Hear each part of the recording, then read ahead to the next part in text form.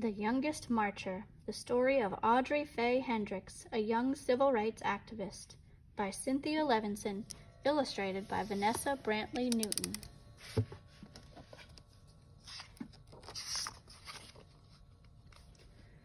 Whenever Mike flew into town, Audrey and her mama cooked. Barbecued ribs, stewed greens, sweet potato souffle, and Audrey's favorite, hot rolls baptized in butter. Other folks knew Mike as Martin or Dr. King. The Hendrickses used his nickname. They did the same with the other ministers too, like Fred Shuttlesworth and Jim Bevel. After Mike blessed the feast, Mama expected Audrey to keep still during supper. But when grown-ups talked about wiping out the segregation laws that kept black and white people apart in Birmingham, she just had to speak up. Audrey intended to go places and do things like anybody else. I want to eat my ice cream inside Newberry's. I want to sit downstairs at the Alabama. I don't want hand-me-down school books. But stools at the counter, plush movie theater seats, books so fresh they'd crackle when you open them, those were for white children. Hush, hissed Mama. 9-year-old children should not speak in front of company, especially ministers like Mike, Fred, and Jim, who were bringing dreams of peace. Audrey knew all about segregation. She knew to pay the driver at the front of the bus, then step off and walk around to the back door. Drink from the fountain with the dirty bowl and warm water. Use the freight elevator at department stores downtown. Front row seats, cool water, elevators with white-gloved operators. Laws said those were for white folks. Every Monday night, Audrey and her mama and daddy and her aunts, uncles, and cousins joined neighbors and friends at Fred's church for worship, fellowship, and testimony. She sang and swayed along with the movement choir, her voice spirited and spiritual. Black and white together, we shall overcome. For once, she didn't have to keep still.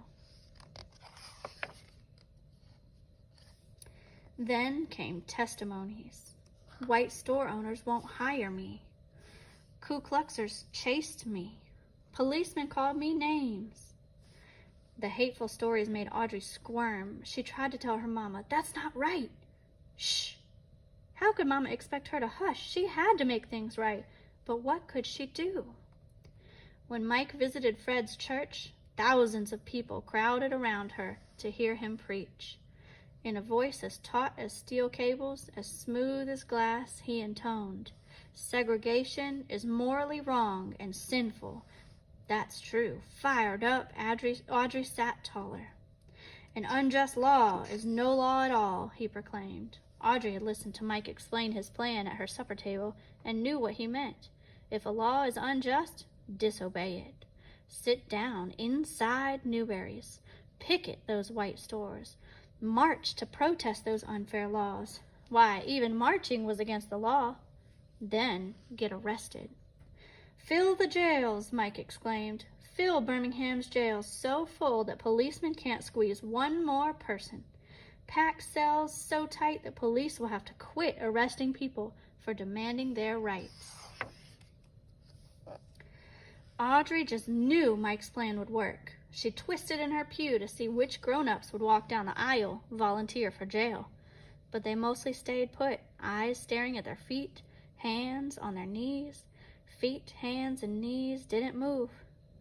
"Fill the jails," Mike pleaded, meeting after meeting. But heads shook.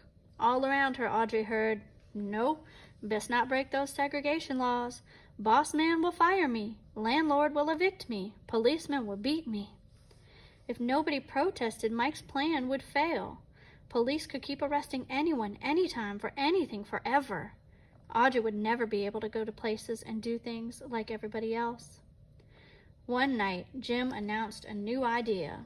If grown-ups won't do it, fill the jails with children. Audrey leaped to her feet. "I want to go to jail," she declared. Mama looked deep and saw that Audrey's eyes begged, "Please." "Okay," Mama said.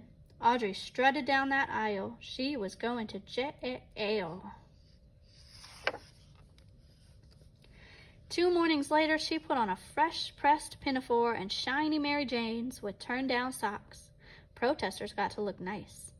In the meantime, her daddy bought her a game to help her pass the time in jail. Her mama and daddy took her by Center Street Elementary to tell her teacher that she'd be absent, maybe for a whole week. Miss Wills wrapped her arms around her. Audrey knew she was proud of her. She said goodbye to her grandparents. "You'll be fine," her grandmother said. She knew Audrey would be brave. So did Audrey. Then her mama and daddy drove her to 16th Street Baptist Church, where the children were gathering. Even before she reached the door, Audrey heard loud voices chanting freedom songs. Inside, hundreds of big kids called out to friends and crowded around signs for their high schools. Parker, Carver. Her head swiveled. Where was the sign for Center Street Elementary? She was the only protester from her school, the youngest child in the whole church, and she knew no one. Audrey huddled by her parents in the basement. But when Jim lined her up with the others, 2 by 2, and the doors swung open, Audrey straightened up. She was going to break a law and go to jail to help make things right. Clutching a protest sign in one hand and her game in the other, Audrey marched out the door. She stomped and sang, "Ain't gonna let nobody turn me round, turn me round, turn me round." Half a block from the church, a white policeman stopped Audrey. He pointed toward a police van. Sentence: 1 week in juvenile hall. A matron locked Audrey into a day room with 24 other girls, all older, all bigger, all strangers. Audrey sat down alone and slipped the cover off her game. "I told you to sit down," the matron yelled. Audrey jumped. She didn't remember standing up. The matron dragged her to a dark, empty room. "When I tell you something, you do it," she commanded, "or I'll leave you here." Trembling, Audrey quietly followed the matron back to the day room, put away her game, lay down her head, and cried. Jail was harder than she thought, and she wasn't fine after all. By evening, Audrey was hungry and tired. For dinner, soupy, oily, tasteless grits. At night, a bare mattress with one thin sheet for a cover. The next morning, no fresh underwear, no clean pinafore, no toothbrush.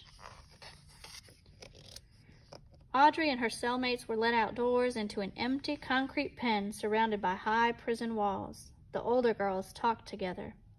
Audrey wondered what her classmates were doing. Miss Wills would be keeping them busy. On another day, Audrey was sent to a huge room and told to sit in a chair that was so high her feet dangled above the floor.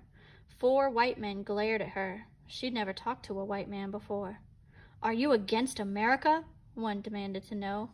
"No, sir," she answered politely. "What do you talk about at those meetings?" another asked. "Our freedom." "Why did you march?"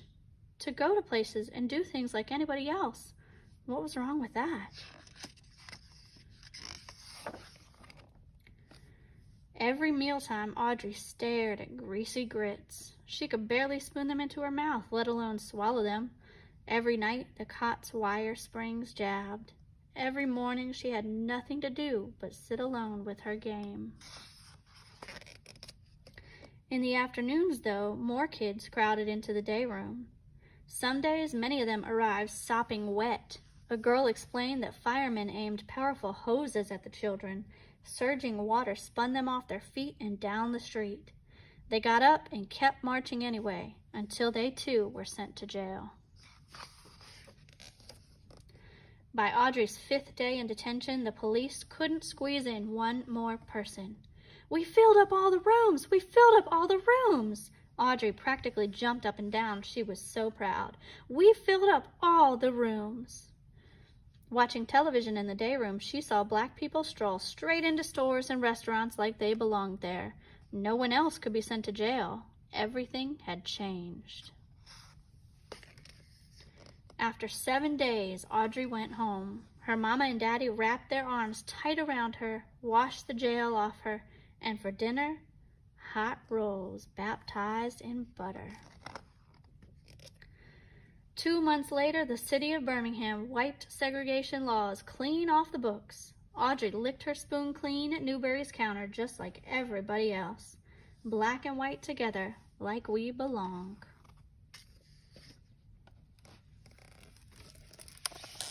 The end.